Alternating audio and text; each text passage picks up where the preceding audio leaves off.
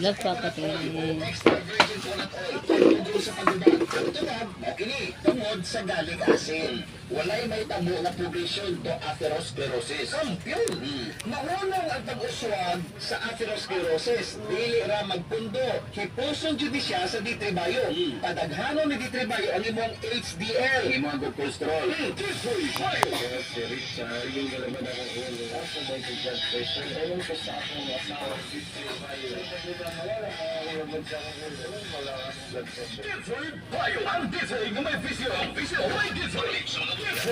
Katong mga oxidized LDL nga namilit sa imong mga arteries, panghipuso na. Kuha ka na ni HDL o dag-on sa atay aron pag-awson. Maunay nakamaayo ni D3 Bio Sir JP tungod sa iyang gallic acid.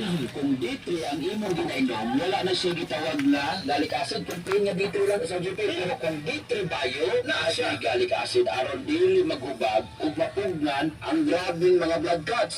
Blood clots nga mao'y mahimong hinungdan sa imong pag-stroke. Kung gusto nimo malikayan ang pagka-stroke, so simpre mag-D3 Bio ka kay naay gallic acid ang D3 Bio. So unsa man kinabuhat ni D3 Bio dok batok sa blood clots? Number 1, it improves blood flow. Unsa man? Medium chain triglycerides nga maoy magapataas imo ang metabolismo by increasing the thermogenic temperature sa imong lawas nga maoy